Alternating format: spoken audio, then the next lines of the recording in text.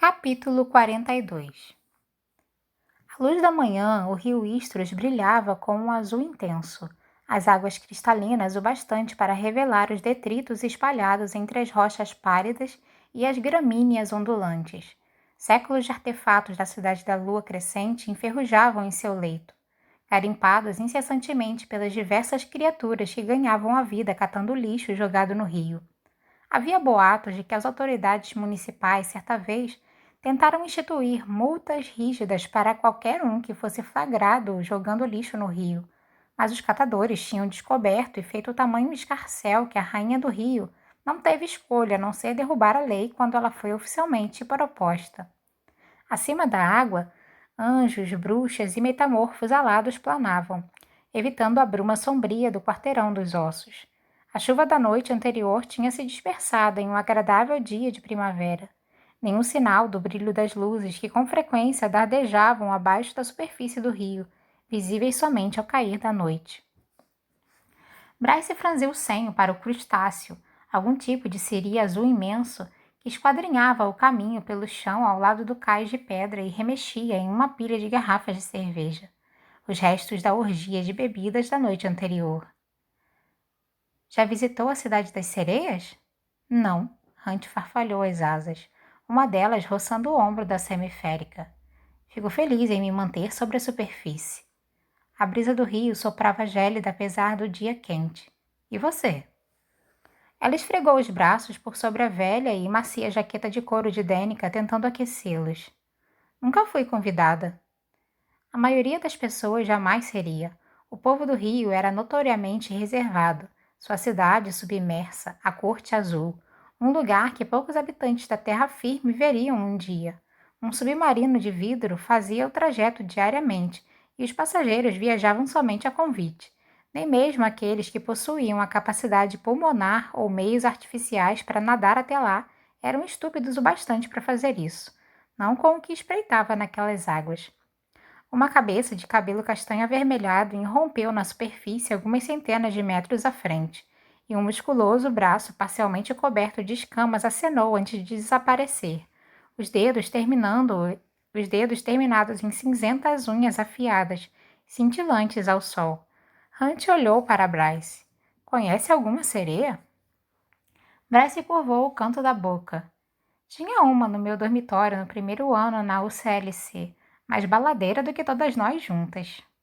Sereias e tritãos conseguiam se metamorfosear em humanos completos por curtos períodos, mas quando o faziam por muito tempo, a transformação se tornava permanente. As escamas secavam e se desmanchavam como pó, e as guerras se encolhiam até sumir. A sereia do dormitório de Bryce tinha conseguido um quarto com uma imensa banheira, e assim não precisava interromper os estudos para retornar ao Istros uma vez ao dia. Ao fim do primeiro mês de curso, ela havia transformado o quarto em um salão de festas. Festas a que Bryce e Danica compareciam alegremente, Connor e Thorne a reboque. No final daquele ano, todo o andar ficara tão detonado que cada um deles recebeu uma polpuda multa pelos danos. Bryce se certificara de interceptar a carta antes que os pais a pegassem na caixa de correios e discretamente pagou a multa com os marcos que havia economizado trabalhando na sorveteria da cidade durante o verão. Sabine tinha recebido a carta, pagado a multa e obrigado Danica a passar o restante das férias catando lixo nos prados. Haja como lixo, dissera ela à filha, e pode passar seus dias com ele.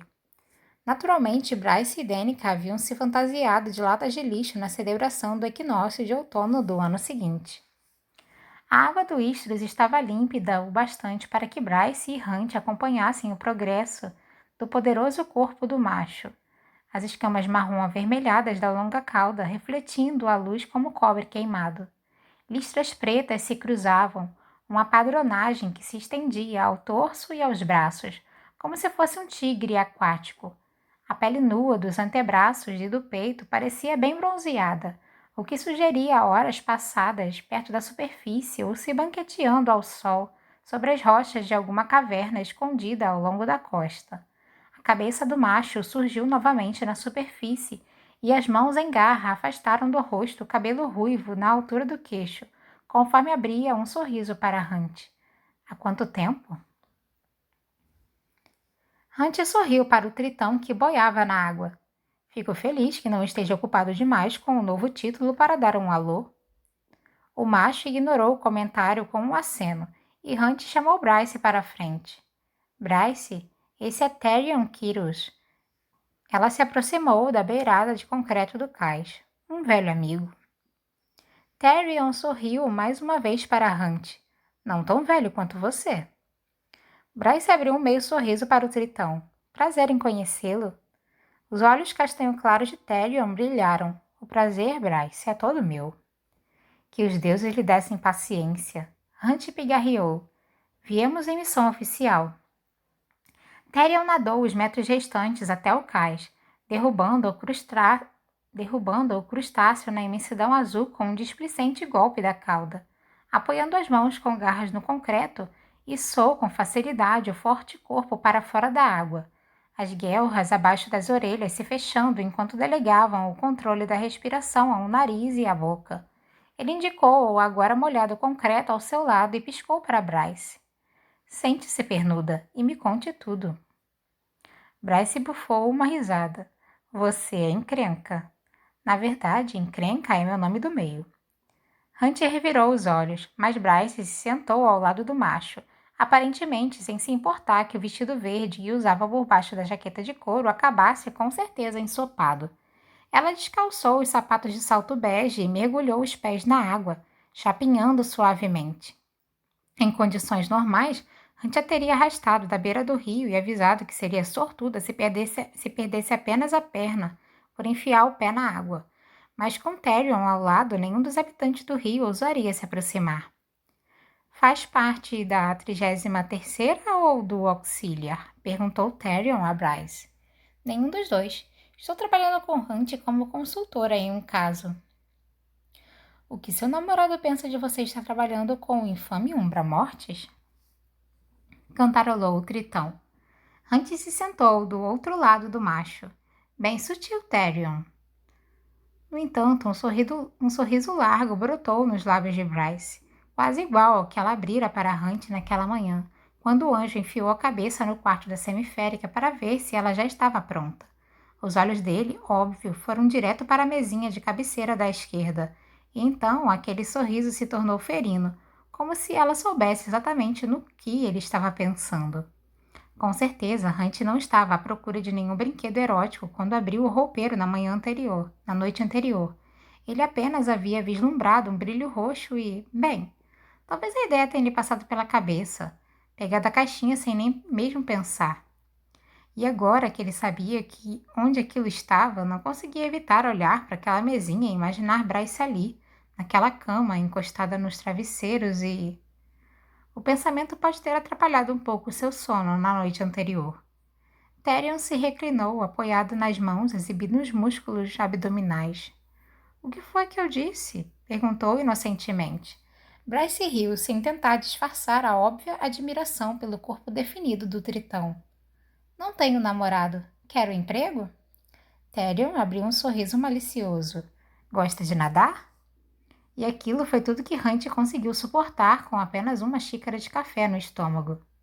Sei que está ocupado, Therion, disse Hunt entre os dentes, irritado o bastante para que Therion desviasse a atenção de Bryce. Por isso vou ser rápido. Ah, leva o tempo que precisar, retrucou Therion, os olhos brilhando diante daquele desafio masculino. A rainha do rio me deu a manhã de folga, então sou todo seu. Você trabalha para a rainha do rio? Indagou Bryce. Sou um simples peão em sua corte, mas sim. Hunt se inclinou para encarar Bryce.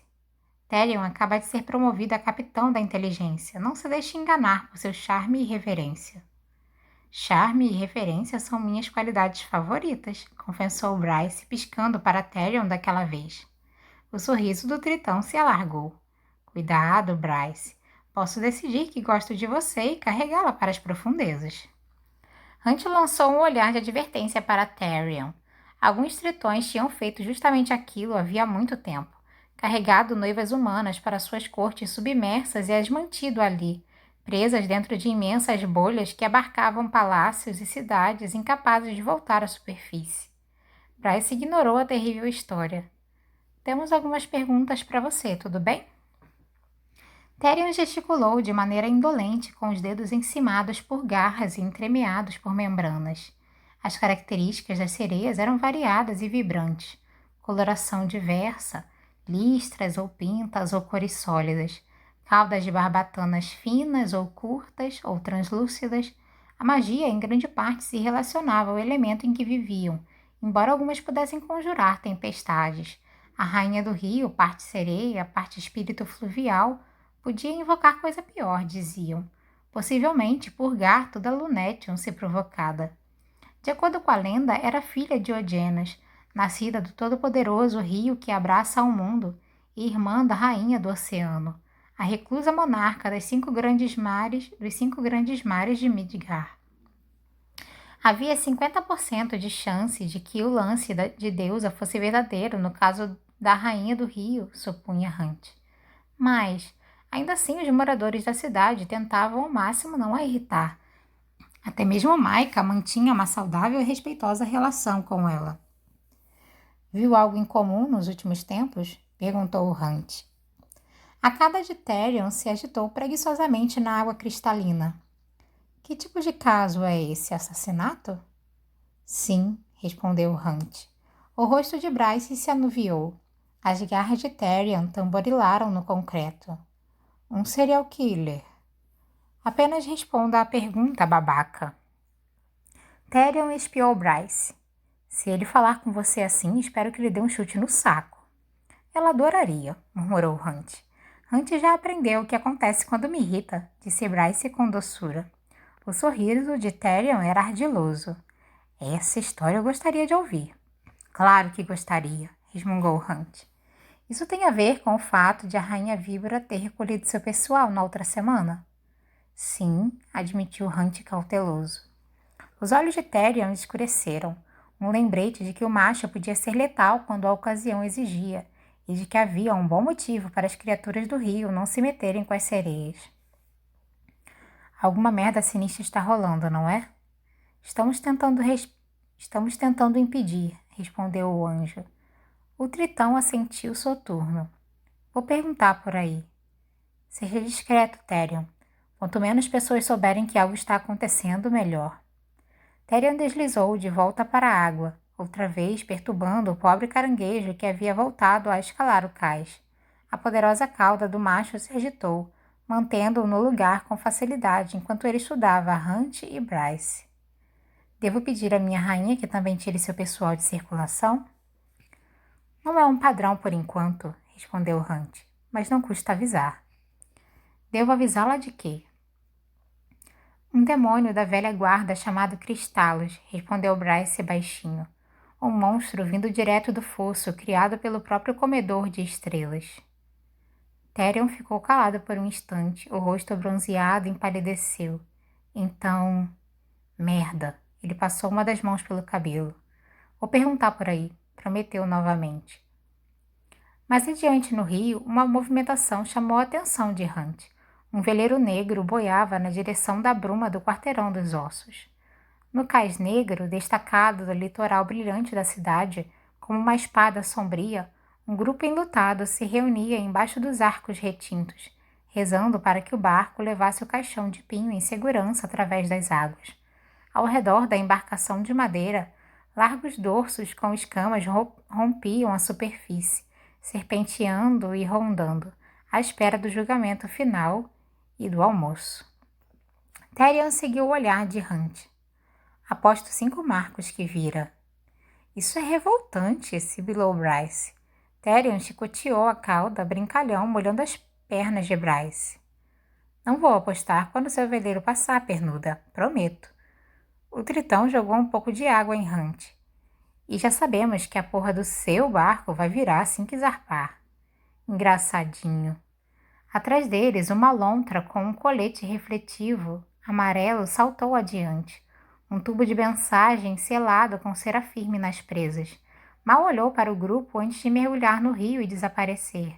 Bryce mordeu o lábio, deixando escapar um gritinho agudo. Era difícil resistir aos destemidos mensageiros peludos até mesmo para Hunt. Embora fossem animais de verdade, não metamorfos, Possuía um excepcional grau de inteligência graças à magia antiga em suas veias. Haviam encontrado seu lugar na cidade como emissários de comunicados analógicos, entre aqueles que viviam nos 3 reinos que compunham a cidade da Lua Crescente, as sereias do Istros, os ceifadores do Quarteirão dos Ossos e os residentes de Lunetium propriamente ditos. Therion riu ante o puro deleite no rosto de Bryce. Acha que os ceifadores caem de amor por eles também? Aposto que até mesmo o sub-rei dá gritinhos ao vê-los, respondeu Bryce. São parte do motivo pelo qual quis me mudar para cá em primeiro lugar. Hunt ergueu uma sobrancelha. Sério? Eu os vi quando criança e pensei que era uma coisa mais mágica que já havia encontrado. Os olhos dela brilhavam. Ainda acho. Levando em conta a sua linha de trabalho, é uma declaração e tanto. Therion inclinou a cabeça na direção da dupla. E qual a natureza desse trabalho? Antiguidades, respondeu Bryce. Se algum dia encontrar algo interessante nas profundezas, me avise. Vou mandar uma lontra exclusiva. Hunt se levantou, oferecendo uma das mãos para que Bryce fizesse o mesmo. Nos mantenha informados. Therion o saudou irreverente. A gente se esbarra por aí, disse ele, as guerras se abrindo e submergiu. Bryce e Hunt o observaram nadar até o coração do rio, seguindo o mesmo caminho da lontra, então mergulhar mais fundo, até as faiscantes luzes à distância. Ele é um sedutor, murmurou Bryce enquanto Hunt a puxava, a outra mão do anjo a segurando pelo cotovelo, o calor a queimando mesmo através do couro da jaqueta. Espere até vê-lo em sua forma humana, causa comoção. Ela gargalhou. Como se conheceram? Tivemos uma série de assassinatos de sereias ano passado. Os olhos da semiférica se anuviaram com a lembrança. A imprensa inteira havia noticiado. A irmã caçula de Therion foi uma das vítimas. Relevante o bastante para que Maika me recrutasse para ajudar. Therion e eu trabalhamos juntos no caso pelas poucas semanas que a coisa durou. Maika havia abaixado a dívida de Hunt em 3 com aquele caso. Ela estremeceu. Foram vocês que pegaram o assassino? A mídia jamais divulgou, só disseram que ele havia sido preso, nada mais, nem mesmo a identidade. Hunt soltou o cotovelo de Bryce. Fomos nós. O metamorfo pantera renegado eu o entreguei a Therion. Imagino que a pantera jamais tenha chegado à Corte Azul. O anjo estudava a superfície brilhante do rio. Não chegou. Bryce está sendo boazinha com você, Ati? Ah, por favor, resmungou a semiférica sentada à mesa da recepção da sala de exibição da galeria. Então continuou repassando a papelada que Jéssica havia lhe enviado. Hunt, esparramado na cadeira à sua frente, o retrato da arrogância angelical, apenas perguntou à duende de fogo que espreitava pela porta de ferro. O que você faria se eu dissesse que não, Lerraba? A duende flutuava na soleira, sem ousar entrar no salão, não quando Jéssica provavelmente haveria. Queimaria todos os lanches de Bryce por 1 mês. Hunt riu, o som deslizando pelos ossos da semiférica. A contragosto, Bryce sorriu. Alguma coisa pesada caiu, abatida, audível, até mesmo no andar acima da biblioteca, e Lerraba disparou pelas escadas, sibilando. Livro feio! Bryce encarou Hunt conforme o anjo folheava as fotos do demônio tiradas algumas noites antes. O cabelo lhe cobria a testa, as mechas cor de zimbelina e brilhando como seda negra.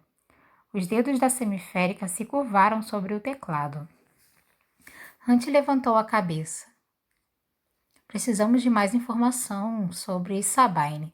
O fato de que ela trocou a gravação do roubo do chifre do templo é suspeito. E o que ela disse na sala de observação naquela noite é bem suspeito também. Mas isso não significa que ela seja uma assassina. Não posso envolver Maika sem uma prova concreta. Ela esfregou a nuca. Ron também não conseguiu nenhuma pista do paradeiro do chifre para que possamos atrair o Cristalos. Silêncio. Hunt cruzou o tornozelo sobre o joelho. Em seguida, esticou o braço na direção da cadeira ao lado, onde Bryce havia largado a jaqueta de Danica por preguiça de pendurá-la. Vi Danica vestindo isso em uma foto no quarto de hóspedes. Por que ainda guarda? Bryce suspirou, grata pela mudança de assunto. Danica costumava deixar as coisas dela no armário da sala de exibição em vez de se preocupar em levar de volta ao apartamento ou ao covil. Ela tinha deixado a jaqueta aqui naquele dia. Ela suspirou de novo e olhou para o banheiro nos fundos do cômodo, onde Danica havia se trocado poucas horas antes de sua morte. Eu não queria dá-la a Sabine. Ela teria lido a inscrição e a jogado no lixo. Hunt pegou a jaqueta. Por amor, tudo é possível. Leu. Bryce assentiu. A tatuagem em minhas costas diz o mesmo. Bem, em algum alfabeto chique que ela desenterrou online.